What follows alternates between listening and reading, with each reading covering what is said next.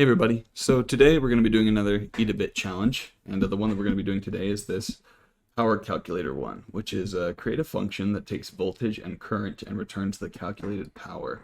So obviously for this we need to know how to calculate power in the real world, and we can kind of infer based off of what it gives us how to calculate power, and it seems like it's just voltage times current. So 230 times 10 equals 2300, 110 times 3 is 330, and 480 times 20 is 9,600. So we can kind of infer that that's the kind of method that we're supposed to build, is a function that takes two values and then we can calculate the power based off of those two values. So let's go ahead and dive straight into it. So here we've got our little template that we get from Visual Studio whenever we create a console application, and I'm just going to copy and paste the prompt from Edabit in here. And then we want to create well, I guess we could do a couple ways. Let's do a double first. So, well, we want to create a function that returns some kind of power value, right? And so we could either create an application that deals in whole numbers or deals in floating point numbers. And in a lot of scientific applications, you probably want as much precision as possible. So we can go with a double for now. And the double is a floating point number in C#. So we'll say double, and then we'll say calc power, and then we'll take two values. We'll take a double as one parameter, and we'll call it voltage, and then we'll take current as the other parameter, and that will be a double as well. And then we're going to return some variable called power. So we'll say double power is equal to, well, we don't want to set it to anything yet. Well, we can just set power, actually. We can set it equal to voltage times current. And then we can return power. And this works. This will work just fine when we actually calculate power. But we can actually do it in a super shorthand way with something called a Lambda expression, which I've talked about in videos before. But Lambda expression, what we could do is, let's go ahead and comment this out just so that we have, it's there, just so it exists, so we can look at it for reference. But we're going to have our calc power function, and we're going to we can just copy and paste what's inside of here. We're going to do something called a Lambda expression, which basically will just say, I want you to return voltage times current. That's all I want you to do. So it just makes it a super simple, just one line method here that just takes two parameters and returns the product of those two parameters. So boom, that's our function. And these two together are functionally identical. So this one will yell at us because it'll say, hey, you already have a method that's named calc power. But functionally, these two are identical. They will both return the result of voltage times current. Just this will assign it to a power variable before it returns it. So functionally, they're the same. So then let's go ahead and actually test this really quick. So let's declare a variable called voltage, and we'll set it equal to, let's see, what are the examples they gave? 230 and 10. So we'll say that voltage is 230. And then we'll say that current is equal to 10. And then we'll say double power is equal to calc power, and then we want to pass in voltage and current. Oh, wait. Oh, we want that. There we go. Yeah. Okay, and then we'll say console.read key, just so that when we start the application, we can actually debug it and see what's inside of power. So let's set a breakpoint right here. Let's go ahead and start up our application here. So it'll take a second to build, and here we go. We're off and running. Okay, so double voltage, we're about to declare a variable. And so if we press, I don't know what I just did. Let me restart it. So we start up again, and then if I press F10, it'll step over that line, and it'll actually execute this line of code. And so instead of voltage, we have 230. And if I press F10 again, we can see that current is equal to 10. And then we're going to go ahead and step into this method right here. So we'll press F11, and we can see that voltage has 230 and current has 10. It's going to return the value of 230 times 10. So if I press F10, it'll return back, and we can see that inside of power we have 2300, which is the value that we had inside of our power calculator, which is great. That's awesome. So that's our little calc power method. So at this point, we've actually, we've fulfilled the requirements. But we can actually make this app a little bit more interactive. So instead of just hard coding some values inside of voltage and inside of current, let's make our app so that the user can actually enter in values for the values. Enter in values for both voltage and current. So let's go ahead and stop our app. And we're going to delete all of this, and we're going to kind of start from scratch. So we'll say double. The voltage is equal to console.readLine. And then we're going to grab whatever's inside of console.readLine and assign it to voltage. And what console.readLine is going to do is it's going to take basically whatever input the user gives us, and it's going to put that into the variable inside of voltage. So we want to actually prompt them first, though. So we'll say console.writeLine. We'll say, hey, man or woman, please enter your voltage amount. Throw a smiley face there at the end. And so this is yelling at us because the readLine method returns a string type. You can see that right here. And we're trying to get a double type. And so it doesn't really know what to do with this currently. But luckily, we can just use the keyword or just the class double, and it has a parse method inside of it. So we can parse this value from console.readLine. And so whatever the user enters, we're going to try and parse something into it. And then we want to do the same exact thing for current. Please enter your current amount. And then we'll declare a variable called current.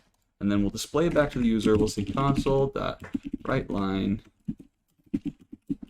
We'll say we're going to use something called string interpolation here. And what string interpolation is, well, first of all, interpolation is signified by this little $sign right there.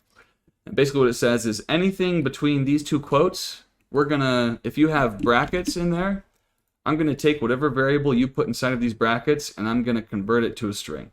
So we're going to say whatever value gets returned by calc power, I want you to turn that into a string. And so again, our calc power method, it takes two doubles. So we'll pass in voltage and we'll pass in current, and then it'll write that to the console. But let's make it more descriptive. Let's say your power is, and then we'll go ahead and write that out to the user. All right, so let's start this thing up. It should prompt us, hey, please enter your voltage amount, so 230. And please enter your current amount, and we'll say 10. And your power is 2300. So great, it's interactive, but we have a problem. Whenever I enter in a value that isn't actually a double, so if I enter in, letters, we get an exception. An exception is just a fancy word for error. So it's saying input string was not in a correct format because we're trying to convert ASDF, ASDF, ASDF into a double, and that's not something that can be parsed or interpreted by a computer very well. So let's go ahead and account for that. So rather than just, I'm not sure why it's hanging, there we go. So rather than just hoping that the user enters in something that's valid, let's just prompt them over and over again until they do enter something that is valid. So we're going to create something called a loop. So let's create a variable and call it, let's make it a bool value, and we'll call it did enter voltage correctly. And we're going to set it equal to false initially. And then we're going to say while did enter voltage correctly is false, then we want to just prompt them over and over and over again until they enter in something valid. And then we need to do the exact same thing for current. So we can say bool did enter current correctly. And we can set that equal to false as well. And we'll create a while loop. Say did enter current correctly. While this is false, we're just going to prompt them over and over again until they enter in something right. Now, we're missing some things here. And you can see that down here we don't have any references, or we don't have any variables that are declared within the scope of the name of voltage. So we need to actually declare double. We'll declare it up here. We'll say double voltage. And we can either declare current on this line, or there's a fancy, well, it's not really fancy, it's just a shorthand way of declaring multiple variables of the same type. We can say voltage, current, and we can declare them on the same line, and it just makes it a little bit more concise, which is kind of nice. And then this is going to yell at us because we have the double keyword, because it thinks that we're trying to declare a new variable when really we're just trying to assign this variable up here. And so now this is going to be mad because it's saying, you know, these don't have any initial values. And actually, I've never tried this before, but can we just assign default values here? Which looks like we can. But we're not going to worry about that currently, because I think we might be able to figure out a better way of assigning those later on rather than just giving them default values of 0. So this won't actually effectively do anything currently because it's still going to throw an error here. So if I try to start this up, oh, well, yeah, that makes sense. So let's actually give default values just to resolve these compiler warnings. And let's go ahead and start this again. I'll say, hey, please enter your voltage amount. It's still going to break because we haven't accounted for this exception here. So we need to actually account for this exception, which we can do in a couple of ways. And I'm going to do it using a try-catch block. And so let's go ahead and write one out here. So try, and then if you have an IDE that can just autofill it, autofill the code for it, then you can just press tab really quick and it'll throw this out for you, which I'm going to do, but I'll explain each of these components here. So up here we have a try block, and basically what this is saying is try to execute something inside of this block, but if it breaks, we're going to go down to this catch block, and it's not going to completely break your program because we kind of have an idea that this could possibly happen in our code. We know that there's probably a likelihood that the user is going to enter in something that'll break our program. So if that happens, don't worry about it. Just go down to this catch block and handle it here. And so you can see this exception class here. And what this is saying is this block will catch any type of exception. You can set different catch blocks to catch different kinds of exceptions. So I could say catch, web exception or null reference. There we go, null reference exception. And I could create another catch block that catches just argument exceptions. And you can do different things with each of these blocks. We're not going to do that, but just for future reference, that's what you can use. You can create multiple catch blocks that can catch a bunch of different kinds of exceptions. So we don't really care what this catch block catches, although we're pretty sure it's going to catch, a double. What was the actual? I don't remember what the actual error was, but let's actually see what the exception was before we go on, so that we can know what kind to catch. If we wanted to, we could just say catch everything. So if you just omit that whole line, you can say catch every type of exception. But let's make this specific so that in case there's something that we're not thinking of, it doesn't catch everything and it'll catch the specific exception that we're accounting for. So we'll prompt for the read line, and then I'll type that and system.format exception. So we want to catch a format exception is what we're looking for. So that's what we're going to catch inside of this catch block. So we're going to try to parse something from the user's input, and we're going to catch it with this format exception. And then we want to do something here. So by default, because it auto-filled when I typed try, if you remember, I typed try, and then it just kind of put stuff together for me. This throw line, what this is saying is we're basically just going to catch this exception, and we're just going to throw it again, which we don't want. We want to actually do something if the user enters an error incorrectly. So when I say throw, it just means it's going to break the program the same as it was before. So I'll illustrate that really quick. So if I enter in, those characters, we'll go to the throw line. If I press F10, it'll say, hey, we're just going to throw that same exception you threw me. It really doesn't do anything functionally different from what it was doing before, which is not what we want. So if the user enters in something that isn't legitimate, then what we're going to do is we're just going to continue. And what continue means is we're just going to start the loop over. So we're going to prompt them again. We're going to try to parse them and try to parse whatever they input again. And if they try to give us something that doesn't work, we'll just keep throwing this exception. So if I start this up again, or not throwing the exception, but we'll just start at the beginning of the loop again. So please enter your voltage amount. So if I do this, I'll say, please enter your voltage amount. If I try to enter in something that's not parsable, if I try to enter in, you know, semicolons, anything that isn't understandable by, is not able to be parsed as a double, then it's just going to keep looping through it. So now if I press, you know, if I do that, oh, I know why it's doing that. So it prompted us again. And the reason it prompted us again is because we don't have an exit condition. We need to set did enter voltage correctly to true first. So let me kind of explain what's going on up here. So in the while loop, we have this condition up here that's saying, while did enter voltage correctly is false, keep doing this loop. And so what we need to do to break out of this loop is set this equal to true. And so if we get past this line, then we know that we have a legitimate value inside of our voltage variable. And so we can assume that it's safe to break out of the while loop. So we'll say did enter voltage correctly is equal to, you know, true. There you go. So now when it goes back up, we'll exit out of this while loop and we'll be good to go. And so now we need to do this exact same thing, but again for did enter current correctly, which we can do with copy and paste. So boom, there we go. And we'll say while, well, I accidentally skipped over did enter current correctly. So we'll say while did enter current correctly is false, we'll say, hey, please enter your current amount. And we need to set current equal to double.parse console.readline. So now, if we run this again, please enter your voltage amount. It's going to keep breaking until we enter something legitimate. So let's enter, you know, that. Now it's prompting us, hey, please enter your current amount.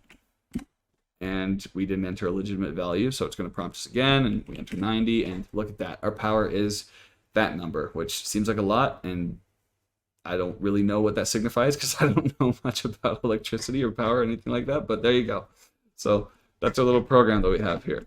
So that's all awesome. We have you know, a somewhat robust program that will take a voltage and take a current, and it will output it to you.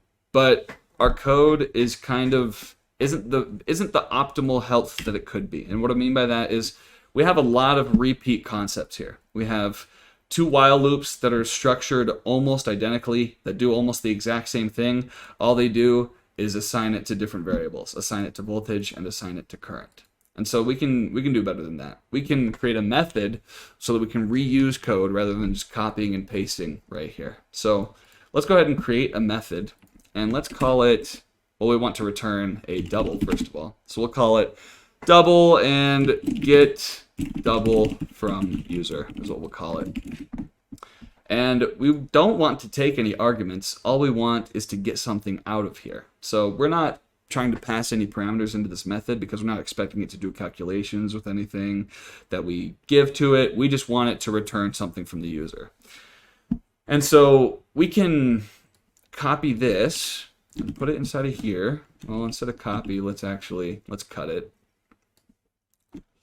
Let's cut that just to, you know, just make it, I don't know why, it really doesn't matter, but I cut it just because that's me, I guess.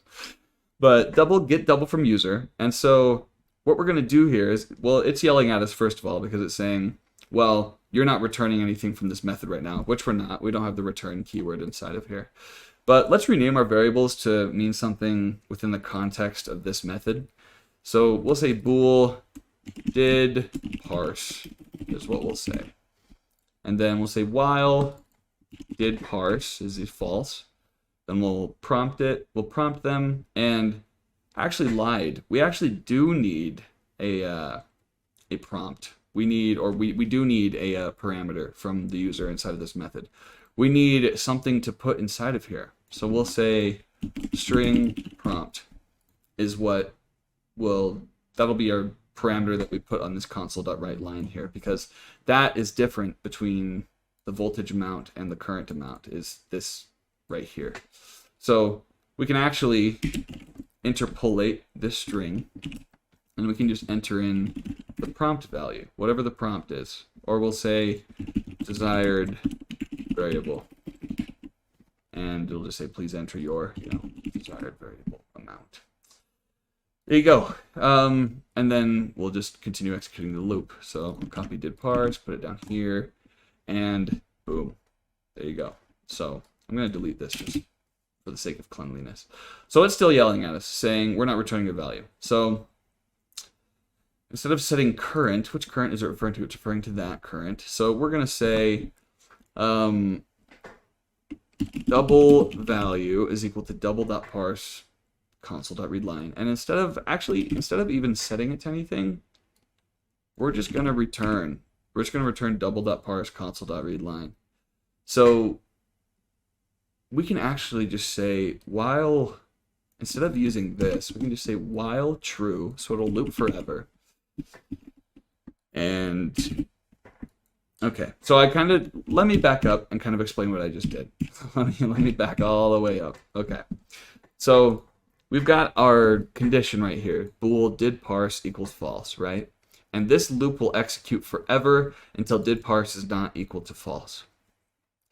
And right now we set did parse equal to true right here, and then we keep running through this loop over and over again until this gets set equal to true. Okay, that all makes sense. Now, the thing is, since we're inside of a method, you can actually break out of a loop with via a couple different ways. There's a few different keywords that you can use. Off the top of my head, there's three that I can think of. So you've got or not three, there's only two. But well, I guess there is three. So you've got throw, which we used earlier, where you can just throw anything. Any kind of exception. So you can say throw new exception,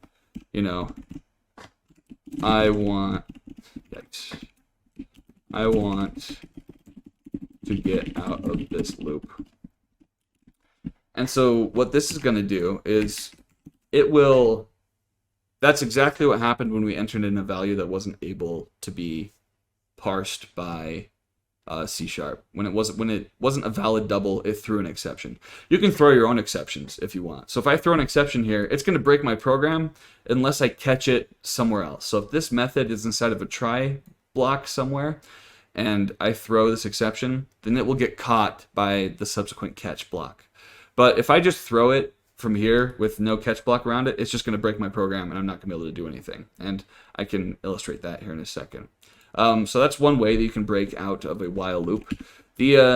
Another way is the return keyword. So if I say return, just an empty string, well, why is it mad? Oh, because that's why. There we go.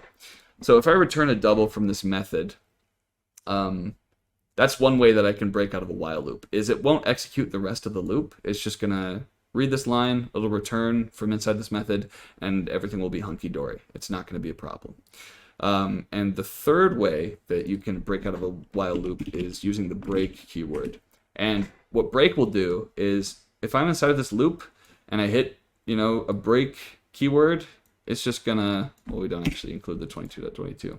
If I hit the break keyword, then it will just exit out of this loop and just keep carrying on down this code, through the rest of the code base inside of the method, and it won't execute any of the subsequent code inside of the while loop. It will just break right there, get out of the while loop, continue on. So those are three different ways that you can kind of get out of a loop of any kind, a for loop or a while loop. For each loop, anything that you're iterating through, you can use, well, not anything, but mostly loops is what you can use break to get out of. So there we go.